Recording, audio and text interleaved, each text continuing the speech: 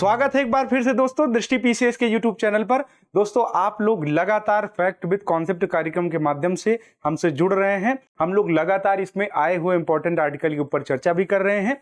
आज एक बेहद इंपॉर्टेंट आर्टिकल आपके सामने आया हुआ है। आप जानते हैं कि भारत वर्तमान में एससीओ की अध्यक्षता कर रहा है। ऐसे कंडीशन में आपके एग्जामिनेशन में, चाहे वो पीटी स्तर का एग्जाम हो या फिर मेंस स्तर का एग्जाम हो, दोनों में इस तरह के क्वेश्चन आएंगे ही आएंगे। एससीओ से संबंधित क्वेश्चन आएगा ही आएगा।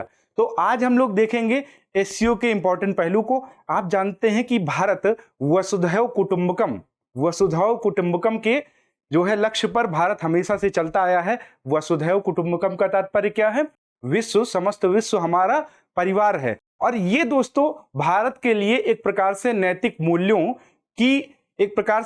मूल्यों को प्रदान करता है। तो आप जानते हैं कि वसुधैव कुटुंबकम G20 का भी ध्येय है और एससीओ में भी वसुधैव कुटुंबकम की रणनीति, वसुधैव कुटुंबकम के नीति के साथ भारत आगे बढ़ रहा है। तो आज हम लोग जानने की कोशिश करेंगे कि एससीओ क्या है। एससीओ के अंतर्गत फिर हम लोग जानेंगे कि एससीओ में क्या क्या हुआ, कितने देश हैं, कब इसका गठन किया गया। इन सारे मुद्दों पर हम लोग जानने की, चर्चा करने की कोशिश करेंगे। चलिए, प्रीवियस सेशन में मैंने आपको एक क्वेश्चन दिया था दोस्तों। मैक्सिमम दोस्तों ने इसका सही उत्तर दिया। इसका सही उत्तर क्या है? विकल्प सी आपका होगा। दोनों आपके स्टेटमेंट कथन सही है। ठीक है, तो आगे हम लोग जानने की कोशिश करेंगे कि आज क्या इंपॉर्टेंट आर्टिकल है। SCO calls for multipolar world order as Iran joins grouping. तो एससीओ में अभी आप जानते हैं कि ईरान को एक नए सदस्य के रूप में एससीओ में शामिल किया गया है। तो जब एससीओ में ईरान को शामिल कर लिया गया है, तो ऐसे में एससीओ में शामिल होने के बाद जो एससीओ के देश हैं, सभी देश ईरान का स्वागत कर रहे हैं और कह रहे हैं कि भारत सहित समस्त देश ये कह रहे हैं कि अब एससीओ के ईरान के शामिल होने से एससीओ का विस्तार होगा और नए अप्रोच के साथ एससीओ काम करेगा।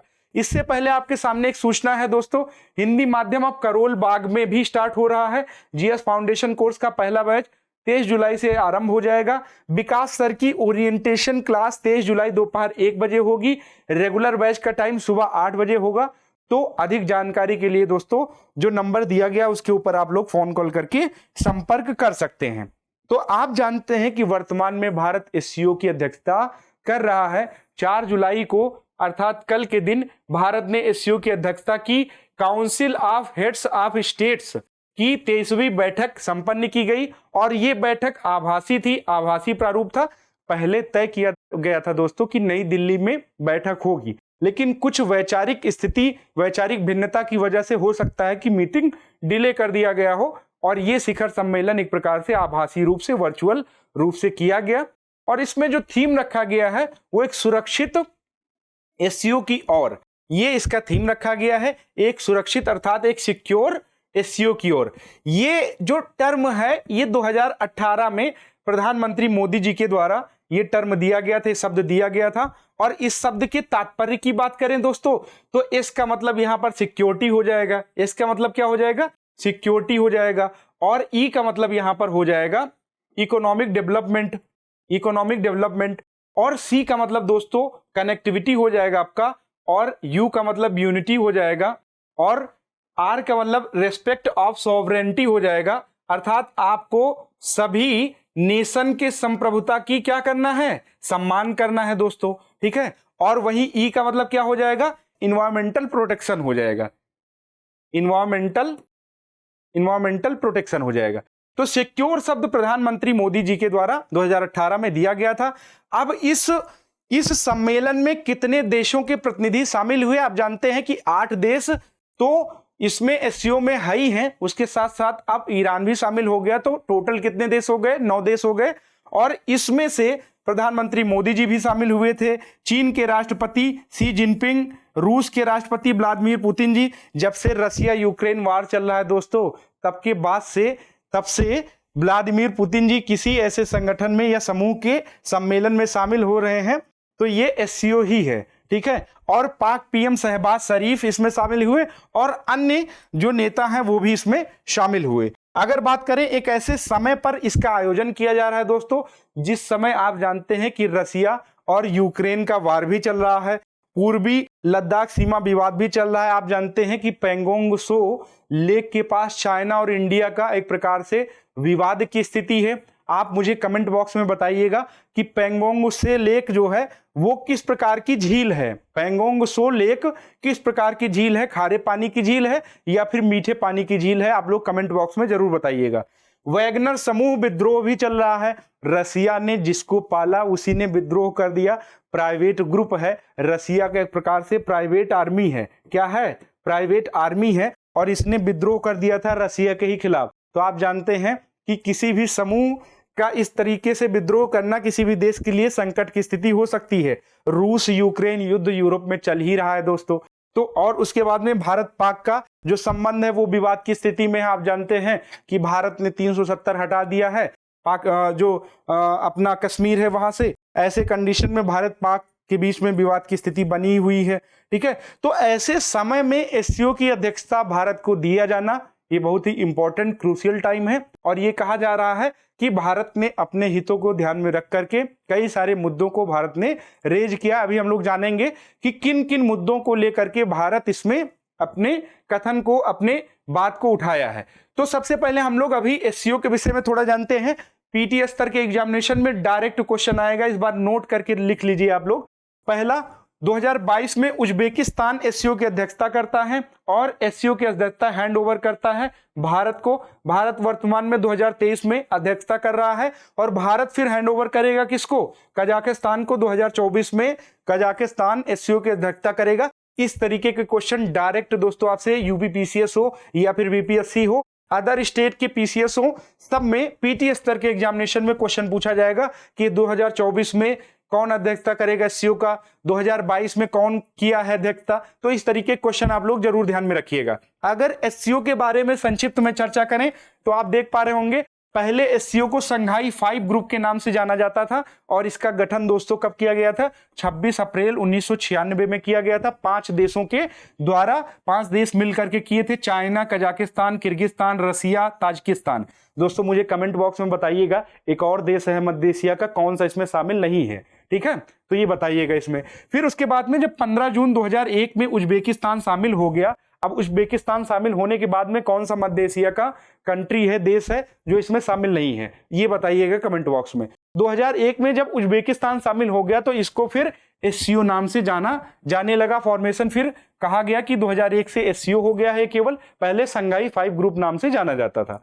अगर बात करें किस प्रकार के संगठन है तो म्यूचुअल सिक्योरिटी के लिए पॉलिटिकल इकोनॉमिक ऑर्गेनाइजेशन है, समझ रहे हो, एक प्रकार से क्षेत्रीय सुरक्षा के लिए। ठीक है, इकोनॉमिक आर्थिक समृद्धि बनी रहे प्रत्येक राष्ट्रों में, सहयोगी राष्ट्रों में, इसके लिए यह संगठन बनाया गया है। वर्तमान में आप जानते हैं कि 8 सदस्य थे, लेकिन ईरान के शामिल होने से कुल अब कितने सदस्य हो गए? 9 सदस्य हो गए। अब यह कहा जा रहा है कि आगामी समय में बेलारूस को भी शामिल किया जा सकता है। फिर उसके बाद में अफगानिस्तान और भी कंट्री हैं जिनको समय के साथ शामिल किया जा सकता है। तो ये प्रीलिमिनरी स्तर के लिए एग्जामिनेशन के लिए एक प्रकार से पॉइंट ऑफ व्यू रहा और इससे संबंधित क्वेश्चन जरूर पूछा जाएगा। चलिए, किन मुद्दों पर चर्चा हुई? सबसे इंपॉर्टेंट बात है कि कौन कौन से मुद्दों के ऊपर चर्चा हुई।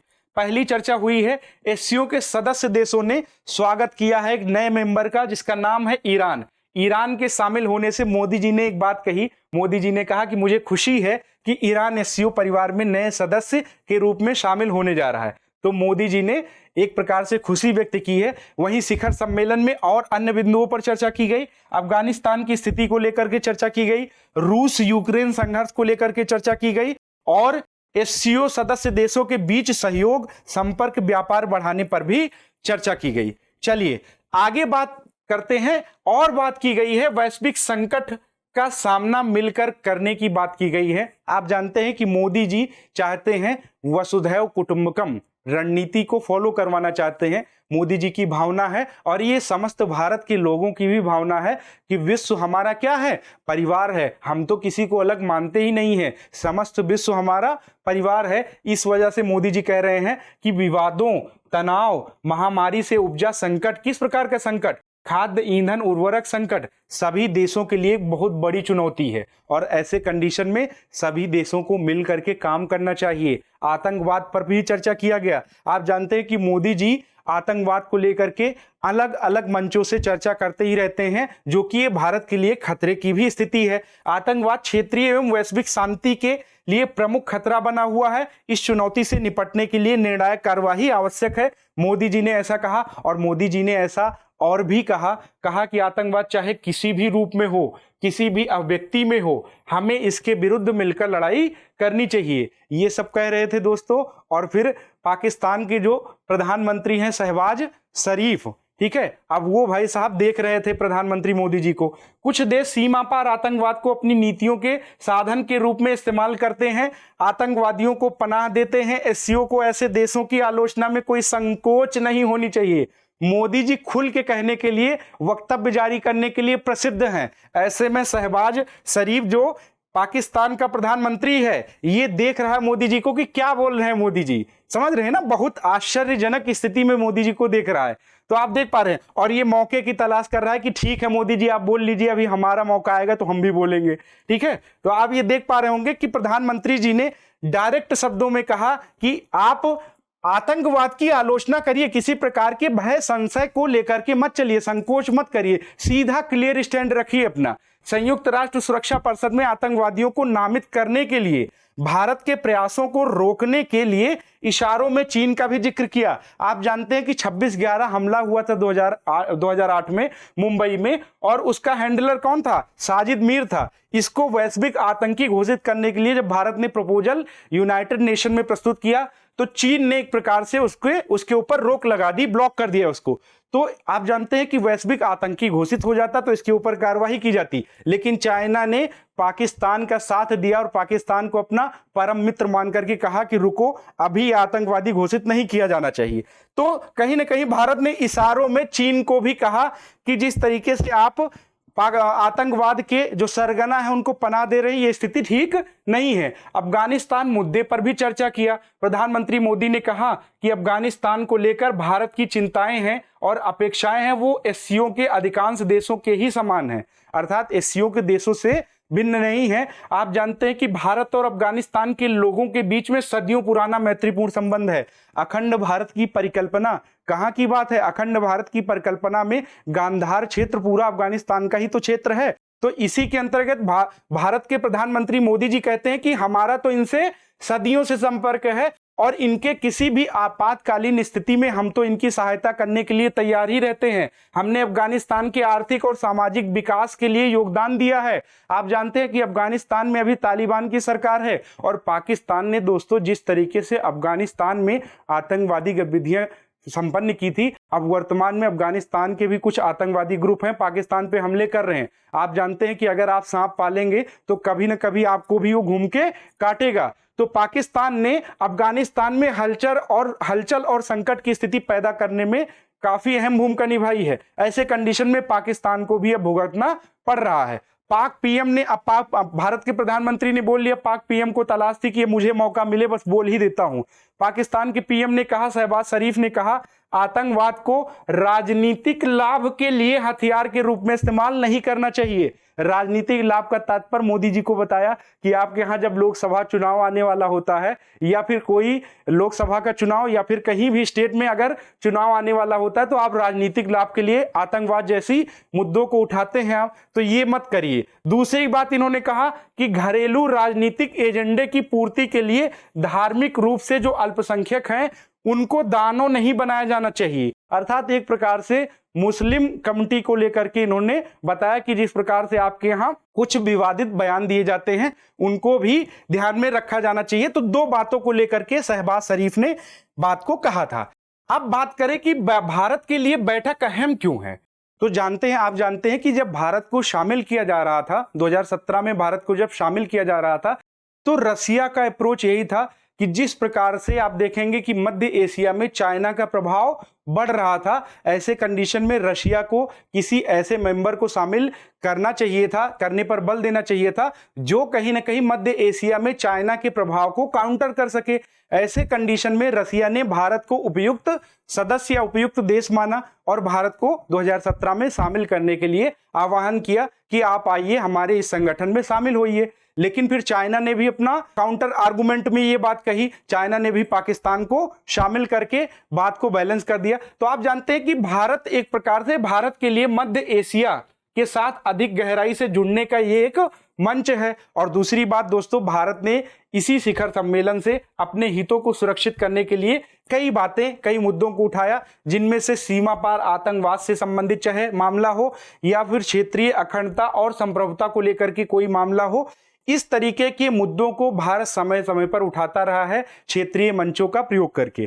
तो आप जानते हैं कि पाकिस्तान हो या फिर आप चाइना की विस्तारवादी नीति देखें, जिस तरीके से चाइना दोस्तों भारत की सीमा का अतिक्रमण कर रहा है, ये एक चिंताजनक स्थिति है। इस वजह से भारत प्रत्येक क्षेत्रीय मंचों पर यह कहता है कि क्षेत्रीय अखंडता और संप्रभुता का सम्मान करना चाहिए। और सिक्योर, जो मैंने आपको शब्द बताया, सिक्योर की अवधारणा में यह कहा भी गया है, रेस्पेक्ट ऑफ सॉवरेनिटी, अर्थात प्रत्येक देश की संप्रभुता का प्रत्येक देश, सदस्य देश सम्मान करे। ये खासकर चीन के संदर्भ में ये बात कही गई है। तो दोस्तों ये डिस्कशन रहा आपके सामने आज टुडे अभ्यास प्रश्न के रूप में है। वर्ष 2024 में संघाई सहयोग संगठन की अध्यक्षता किस देश द्वारा की जाएगी? आपके विकल्प हैं, बड़ा आसान सवाल है। आपके विकल्प हैं उज्बेकिस्तान, दूसरा विकल्प है ईरान, तीसरा पाकिस्तान, चौथा कजाकिस्तान। आप लोग कमेंट बॉक्स में इसका उत्तर जरूर दे। और मुझे आशा है दोस्तों कि आज का सेशन आपको बेहतर तरीके से समझ में आया होगा।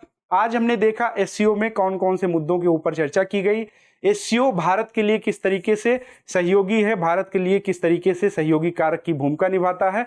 तो ये आज का डिस्कशन रहा दोस्तों। मुझे आशा है, मुझे उम्मीद है कि आपकी जानकारी में कुछ ना कुछ वृद्धि जरूर किया होगा। इसी तरीके से हम लोग नए नए आर्टिकल के ऊपर चर्चा करते रहेंगे। मिलते हैं किसी नए टॉपिक के साथ, नए आर्टिकल के साथ। तब तक के लिए आप लोगों को धन्यवाद। Thank you so much.